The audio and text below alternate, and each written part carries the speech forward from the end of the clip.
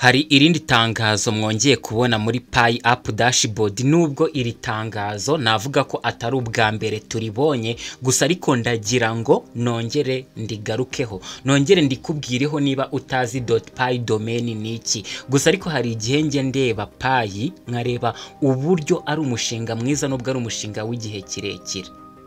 Iyi .pi domain ni ikintu gikomeye cyane. Hari igihe negeze kukubwira ibintu bikomeye byakozwe na Pi Core Team bizatuma byanze bikunze igiciro cya Pi kizazamuka kikagera no ku giciro cya GCV. Hari ukuntu abantu bajyaga banyita umwanti GCV, ariko nyine ntago ndi umwanti GCV. Ngewe mininga Pi igeze ku giciro cya GCV byaba ari ibintu byiza, ariko nanone mujye expecting ibintu mubona bishoboka. N'urugendo rurerure ruzatwara imyaka n'imyaka, ntago ari ibintu ushobora expectinga ngo uzagurisha Pi imwe ibihumbi 300 by'idolari gusa. Ariko nyine ni umushinga mwiza, ndetse by'umwihariko nkuko nari nkubwiye ni hari ibintu negeze kukubwira byakozwe na Pi Core Team byanze bikunze bizatuma igiciro cya Pi kizamuka cyane. Nago iyi .pi domain nayikubwiyeho, gusa ariko reka mbanze nyigusobanurire.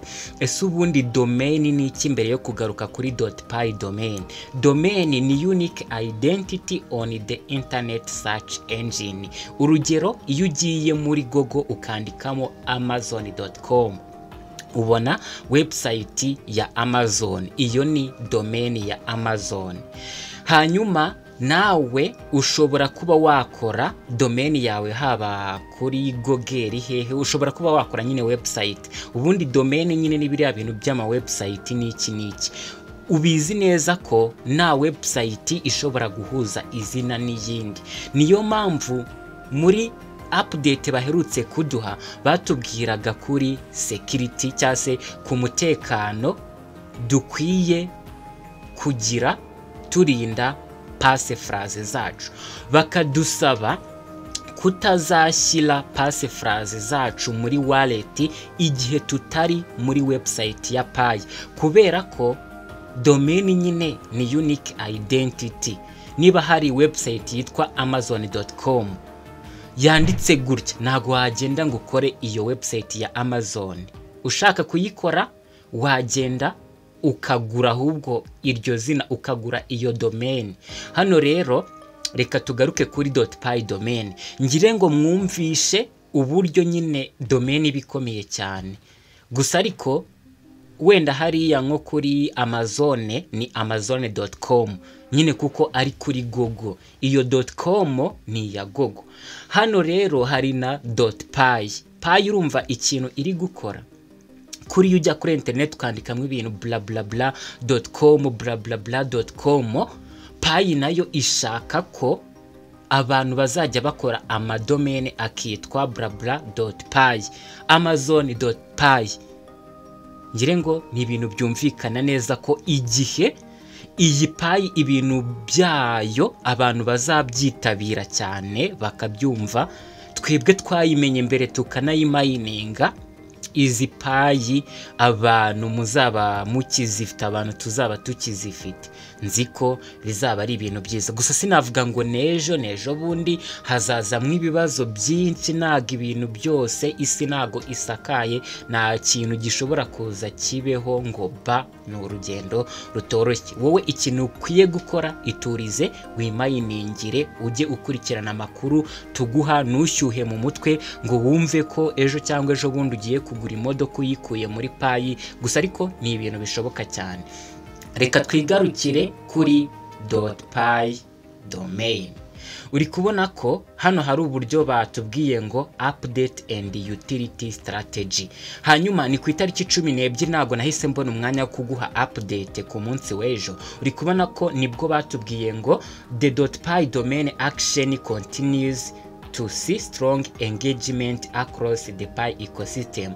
Recent update include a new strategic page showing domains with most bids, highest price and recent trending bids. Ikintu bishatse kuvuga nuko iyi .pi domain ntago ari ubwa mbere ije, kuko nkuko uri kubibona ni update baduhaye, ntago ari ubwa mbere Pi Core Team iri gushishikariza abapioneers kuba baza bagakereya domaine zabo muri Pi blockchain ecosystem, ahubwo ni update bari kuduha, kuko ubu buryo bwo kuba wakereya domaine yawe cyangwa se kuba wagura domaine yawe, mwibutsa ko kugira ngo ukereye domaine yawe cyangwa se website yawe yo muri Pi ecosystem wishyura Pi 10. Gusa ariko hari n'uburyo ushobora kugura izindi domaine, wenda turabireba mu kanya. Gusa ariko ndetse uri kubona ko hano hari uburyo bavuze ngo the action is also now a Pi app instead of being embedded in the Pi wallet. Ubu ngubu kuba wagura cyangwa se wakora .pi domaine yawe cyangwa se website yawe kugira ngo byumvikane neza, ariko atari website yo kuri Google ya hehe, website ya hano muri Pi ecosystem cyangwa se .pi domain, nk'uko ujya wumva .com kumva ronaldo.com, sinzi ni wende iyo domain ibaho, ariko urumva ko igihe abantu nyine bazabyumva nk'uko nabivuze bizaba ari ibintu bidasanzwe cyane. Hanyuma reka twe kuza gusoma ibi byose, nyine batubwiraga ko abantu benshi bari kubyitabira cyane, biri gutanga result, abantu bari kwishyura Pi nyinshi bari kugura amadomeni. Hanyuma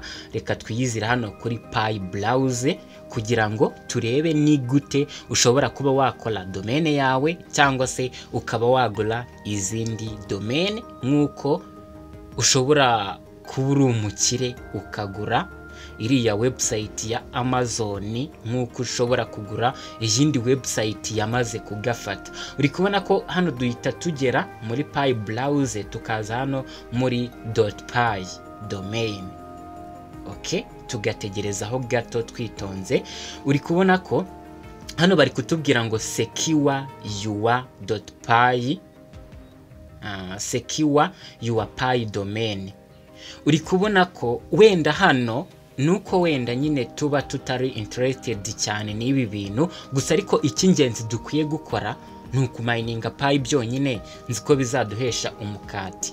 Ariko ushobora no kuba waza ugasecuringa domaine yawe cyangwa se ugafatamo ikibanza cyawe hakiri kare, kuko igihe abantu bose bazamara guhumuka amaso bagatangira kuza muri .pi domaine, abajemo mbere bazaba bafite amahirwe menshi cyane, kuko ubu ngubu ushobora kuba wakora domaine ukayita amazon.pi. icyo gihe wenda ibaye idahari iba ari domaine yawe, kuko nago ari amazon.com.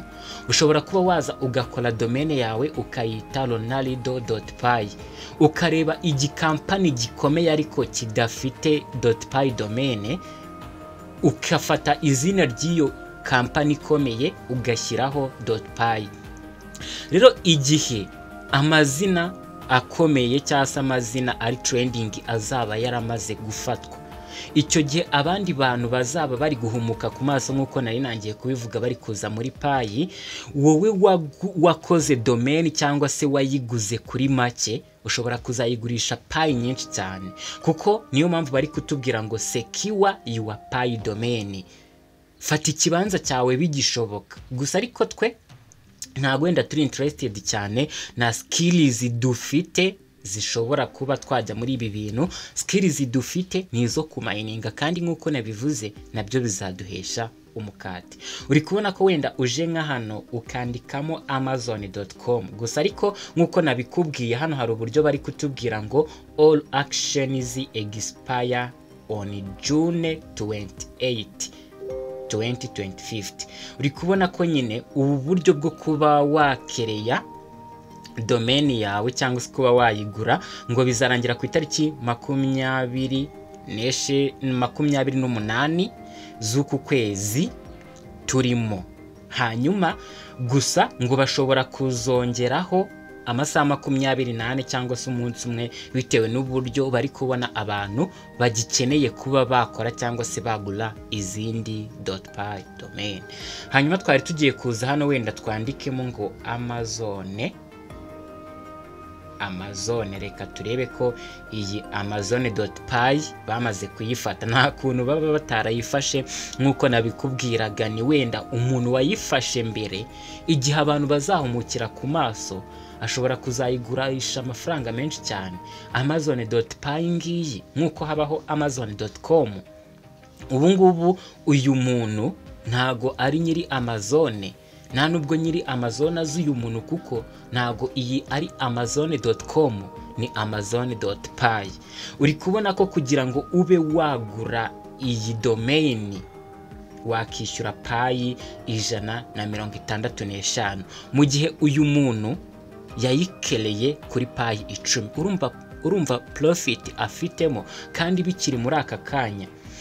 Uri kubona ko izi ni payi zagiye zigurwa aya mazina cyangwa se iyi domain, kuko umuntu ashobora kuba yarayikereye kuri payi 10 akayigurisha kuri payi 50 ngaha. Uyu nayo wayiguze kuri payi 50 akayigurisha kuri payi 75. Hari n'izindi transactions zigera mu 8. uri kubona ko izagikomeza igenda izamuka mu gaciro. Niyo mpamvu batubwiye bati secure your pay domain.